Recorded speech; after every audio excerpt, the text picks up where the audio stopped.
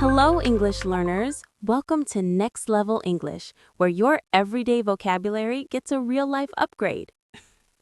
I'm Maya, your English coach and guide for today's journey. And I'm Tom, your friendly co-host and language companion.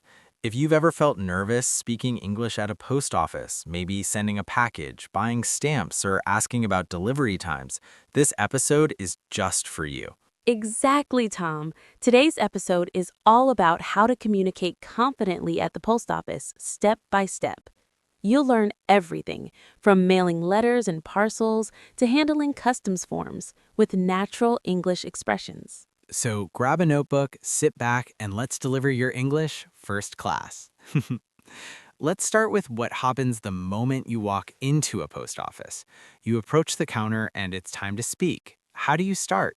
Simple. You can say, "Good morning. I need to send a package, please." Or, "Hi, I'd like to post a letter." Both are polite and clear. You can also say, I'd like some help with mailing this.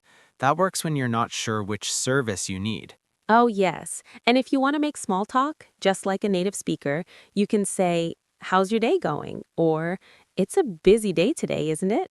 That friendly touch creates a nice atmosphere right away. Definitely. Always start with a greeting. It makes your English sound polite and positive. Let's talk about sending things, letters, postcards, and parcels. If you're sending something simple, say, "I'd like to send this letter overseas," or "I want to post a postcard to Japan." And if it's a package, use I'd like to send a parcel, please. The word parcel means a box or small package. Helpful tip. You might also need to mention the destination, so you can say, "It's going to France," or "I'm mailing it to Canada." Then the clerk will often ask questions like, what's inside? Is it fragile? Or do you want insurance? Good point. Let's teach some answers learners can use. You can reply with, "It's documents," or "Just clothes." And if it's something that breaks easily, say, yes, it's fragile. That tells the clerk to handle it with care.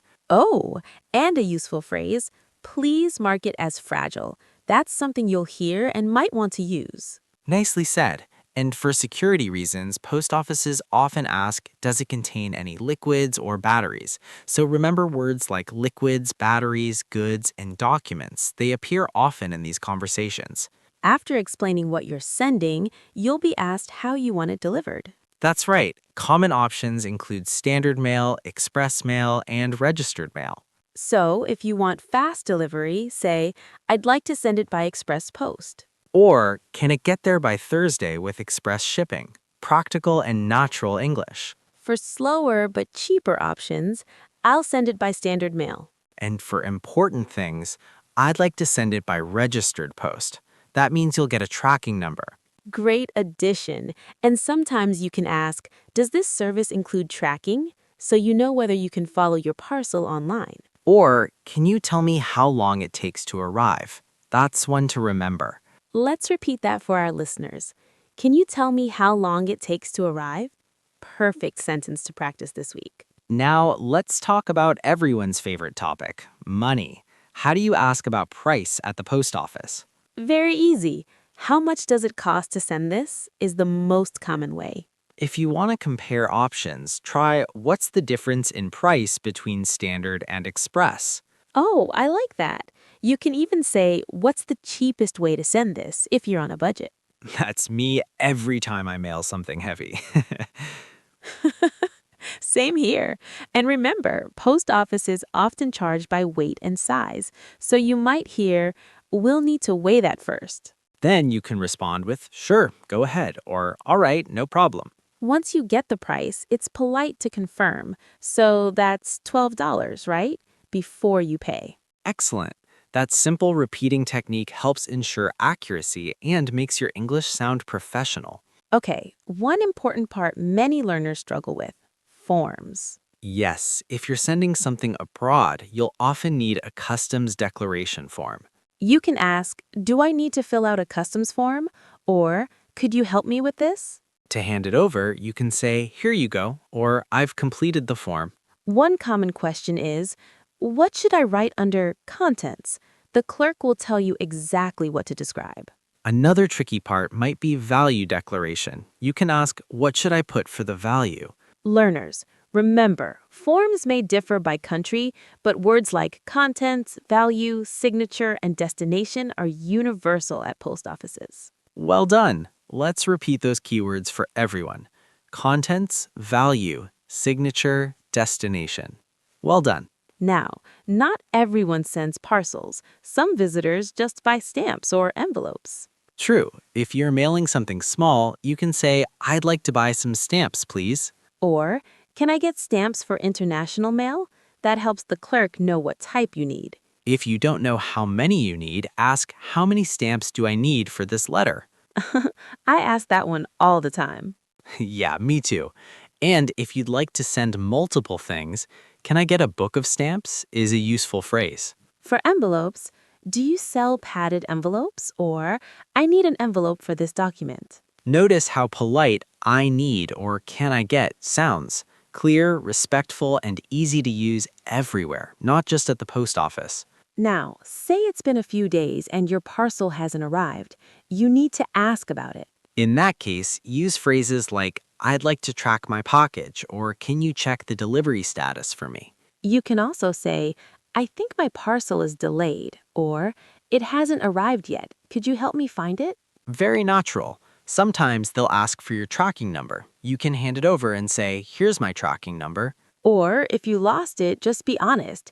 I've lost my tracking number. Is there another way to find the parcel? Don't worry, they deal with that all the time.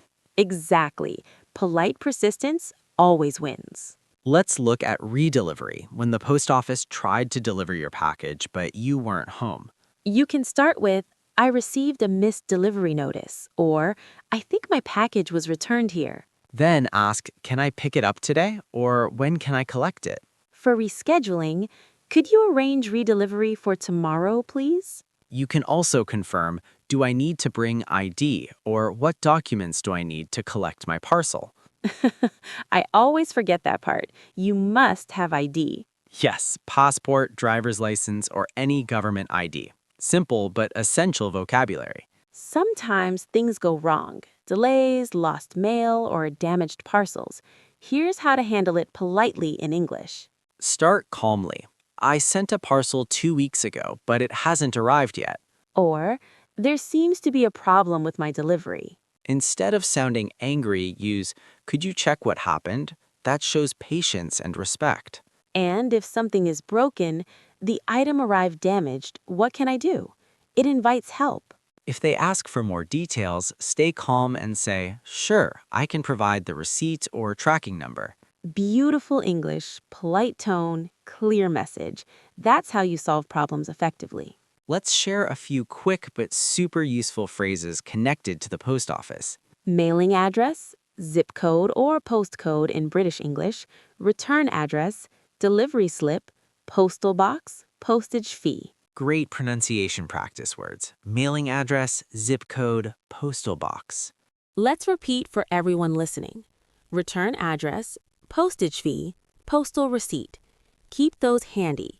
They'll appear almost every time you visit a post office. Exactly.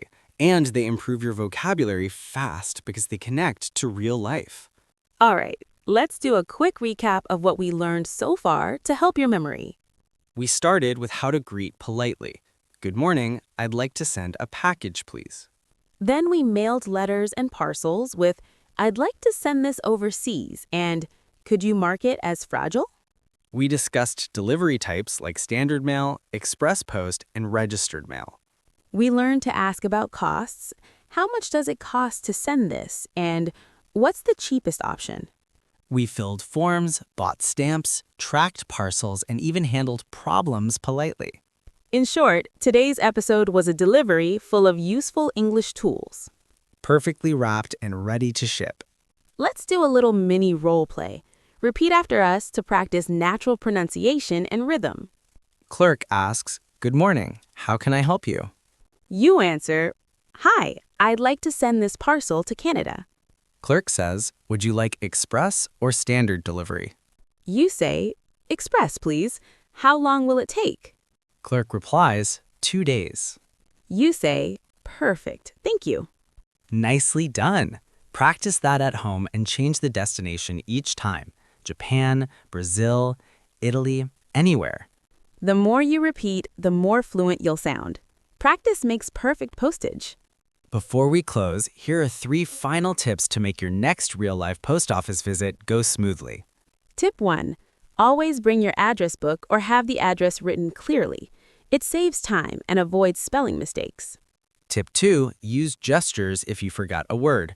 Pointing and saying, "I need this to go there," works just fine. And tip 3. Always double-check receipts before leaving. Say, "Could you confirm the reference number, please?" That keeps everything organized. Nicely said. Remember, clear communication is key. Speak slowly, smile, and don't be afraid to ask the clerk to repeat. Exactly. English in real life doesn't have to be perfect, it just has to be understood.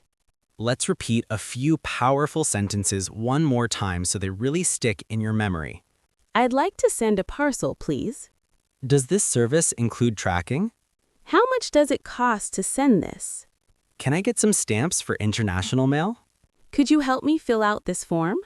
Nice work. Write these down or practice them with a study partner.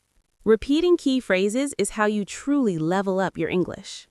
And that brings us to the end of today's episode, All English at the Post Office.